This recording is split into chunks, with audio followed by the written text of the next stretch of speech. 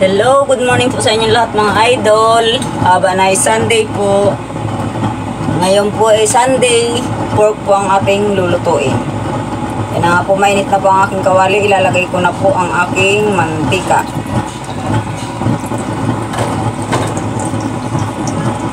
Lulutuin ko muna po ang ating anat oil.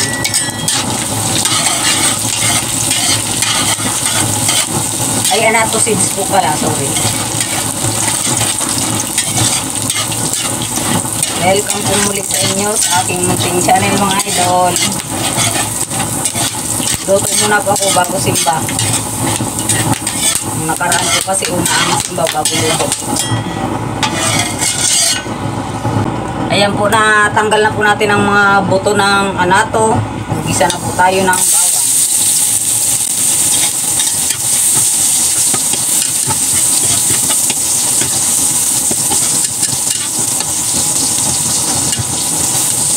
Sunod na po ang sibuyas.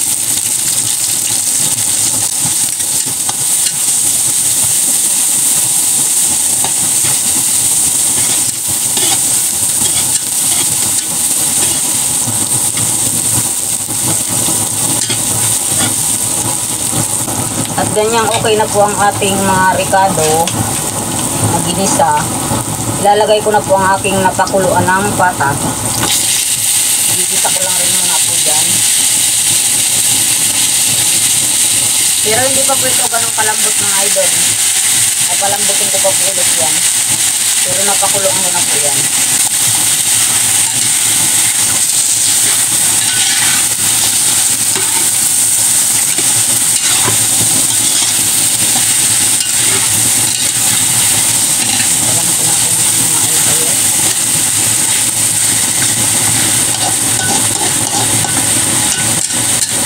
Lalagyan ko na po ng paminta.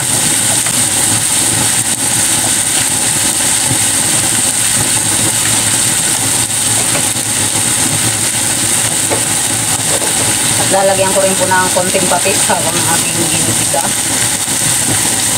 Konti lang po muna.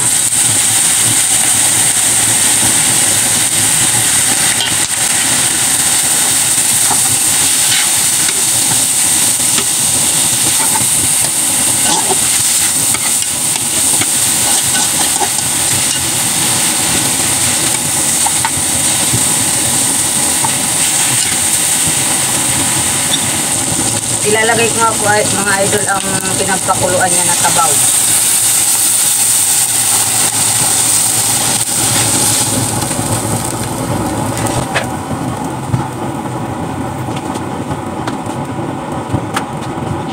Haluin lang po muna natin.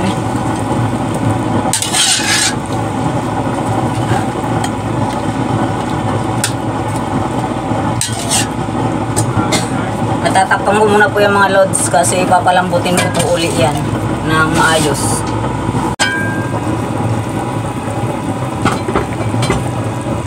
Ayan po mga idol, kulong-kulong na po ang ating pork at sobrang lambot na po. Lalagay ko na po dyan ang aking ano po to mga loads, yung nabibiling pang kare-kare. Kasi para po wala na masyadong kaanuhan pa. Lalagay ko na po dyan. Medyo malak para lumapot po siya.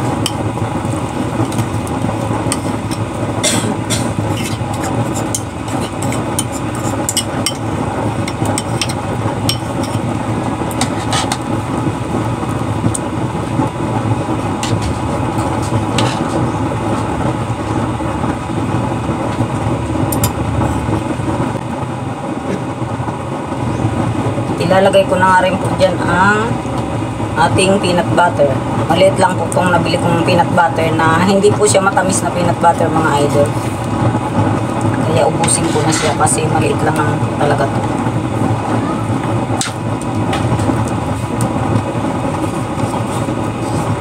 Mas masarap po pag maraming peanut butter. Basta hindi siya matamis. Tayin lang po natin matunaw yan.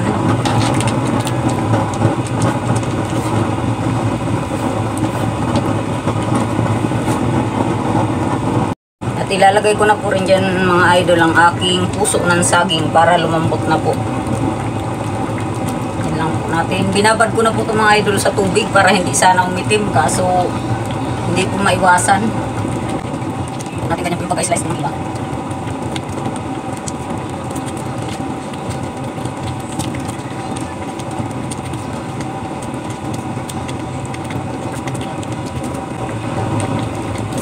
Lubog lang po natin ng saglit. Kasi medyo matigas rin po itong puso ng saging.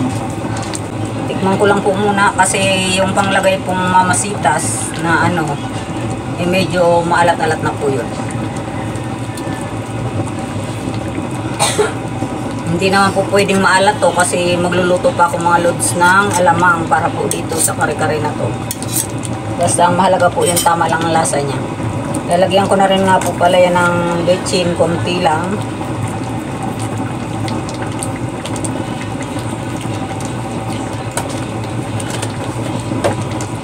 At tatakpan ko po para po lumambot ang kanyang puso ng saging.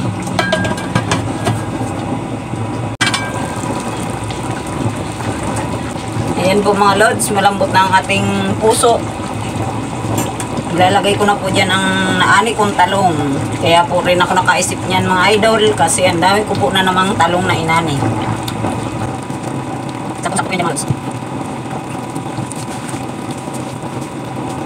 At saka dahil kada linggo lang po tayo nagluluto ng pork, ayan, magluto naman po tayo ng masarap-sarap.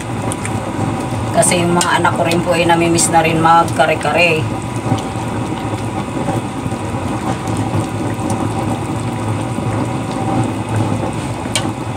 Hindi na po natin kailangang hintayin ng mga okasyon mga idol para mapakain naman natin pag nakakaluwag-luwag naman ang ating pamilya ng masasarap-sarap na ulam.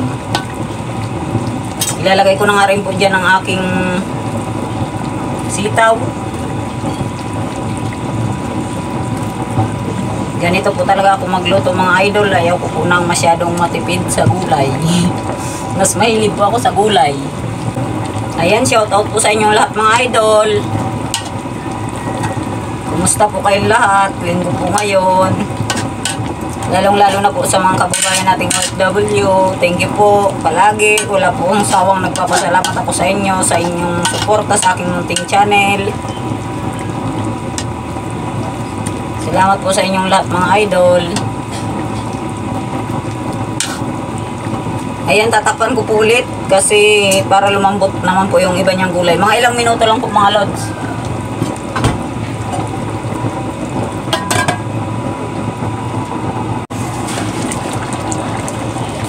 Ayan po mga lods.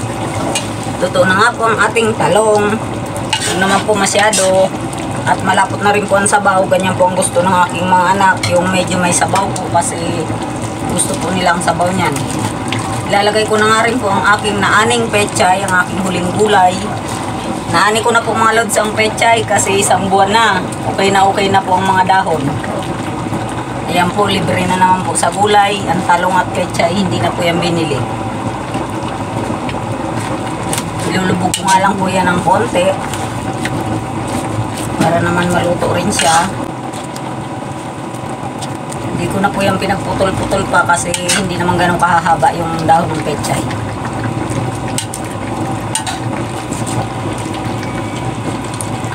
Mahilig rin po mga lods ang aking mga anak sa gulay. Wala pong pili sa gulay ang aking mga anak. Pinalaki ko po silang kumakain ng gulay mga idol. Kaya hindi po ako nahihirapan maggulay kahit anong gulay. Hindi po mapipili ang tao dito sa amin. Ayan po. At konti na nga lang po mga idol, luto na to. Kain po tayo. Maraming salamat po muli sa inyo mga lods.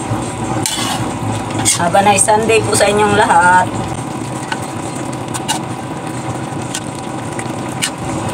Yan. Yan na po yan mga lods. Ito na nga po ang ating kare-kareng pata ng pork. Ayan po mga lods. Thank you po sa inyong lahat. God bless us all po.